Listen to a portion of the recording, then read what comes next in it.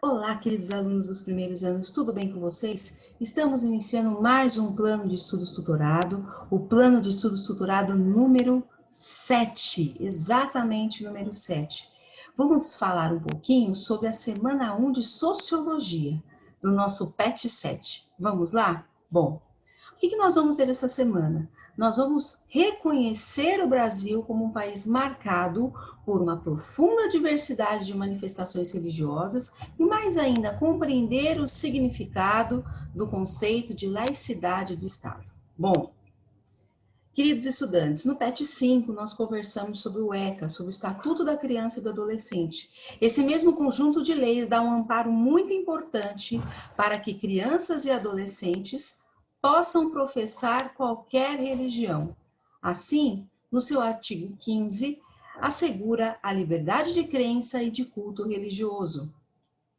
Por isso, nesse PET 7, nós vamos discutir o tema religião e o seu papel na sociedade brasileira.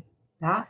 O que nós estudamos na sociologia é como as religiões influenciam a sociedade, seja contribuindo para a transformação social ou contribuindo para a violência. Sendo assim, um ponto importante é que a sociologia ela não questiona e não estuda a fé humana. A sociologia ela vai se interessar no que diz respeito às funções que a religião cumpre na sociedade, tá?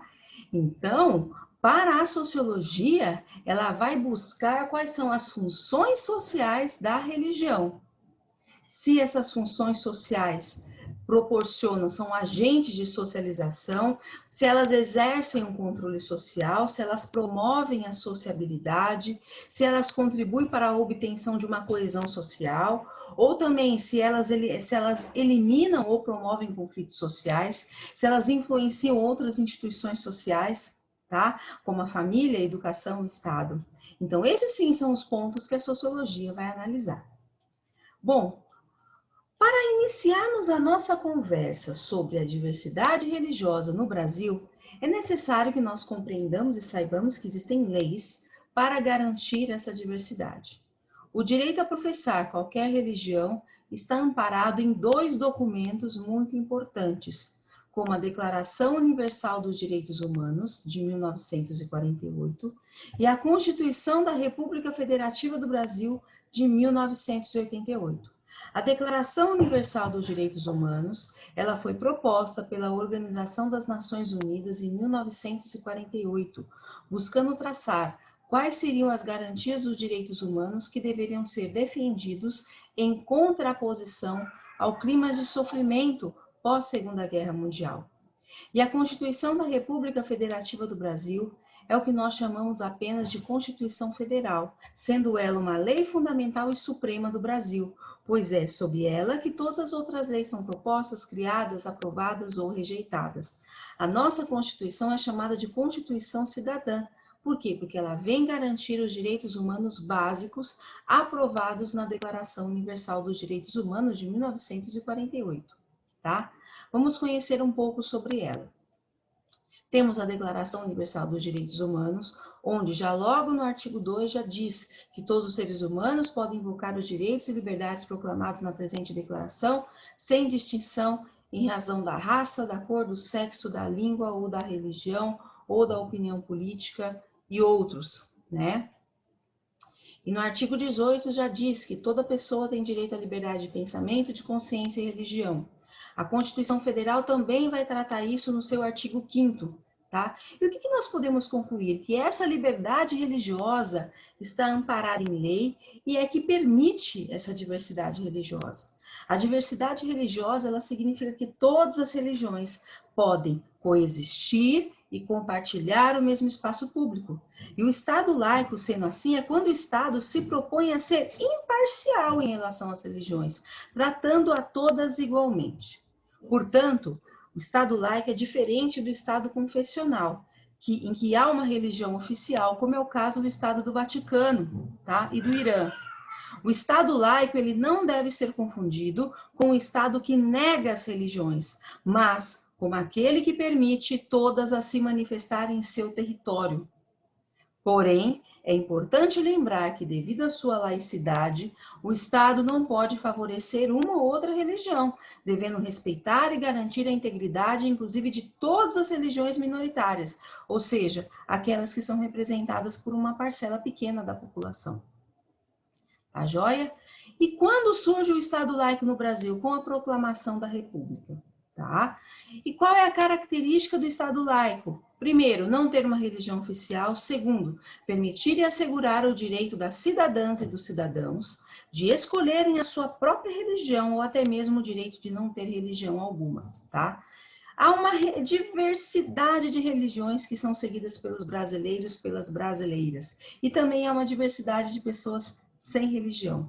Dentre as religiões, nós podemos citar as cristãs, como a católica, protestantes históricas, evangélicas, pentecostais, a espírita, kardecista, religiões de matriz africana, como o candomblé, umbanda, quimbanda, entre outras, religiões indígenas, o judaísmo, o islamismo, o budismo, tá? E além disso, tem aquelas pessoas que não têm religião. Quais são elas? As ateias, as que não acreditam em Deus, as agnósticas, as que admitem a existência de uma realidade não material, por exemplo, Deus, deusa, karma, dharma, tá?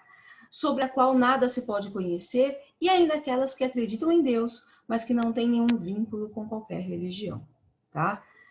Sendo assim, devido aos encontros culturais que foram motivados ao longo da história por vários fatores, perseguições, assimilação, conversão, surge o sincretismo, que é uma expressão religiosa que nasce do resultado do encontro de duas ou mais religiões. No Brasil, devido à sua riqueza cultural marcada pelo pluralismo religioso, vemos várias religiões que surgem a partir do encontro de alguns elementos de diferentes religiões, como, por exemplo, a Umbanda, tá? Que carrega a característica do catolicismo, do espiritismo, do candomblé, de religiões indígenas, tá? Ela é fruto do sincretismo religioso. E como a liberdade religiosa é garantida pela Constituição Federal, vemos um cenário religioso plural e se transformando ao longo dos anos, tá? Então, essas são as características que são estudadas pela sociologia. E assim, você, querido aluno, como você imagina o cenário religioso do Brasil nos próximos anos? Será que nós vamos ter uma reviravolta? Será que continuaremos a ser um Estado laico? Qual é a sua opinião? Bom, vamos para os nossos exercícios. Exercício número 1. Leia o texto a seguir. Não é a religião enquanto conservação e permanência que deve interessar a sociedade, mas sim a religião em mudança, a religião como possibilidade de ruptura e inovação, a mudança religiosa e, portanto, a mudança cultural. Então, com base no texto, nós podemos afirmar que a religião é um fenômeno social muito mais abrangente do que as pessoas supõem.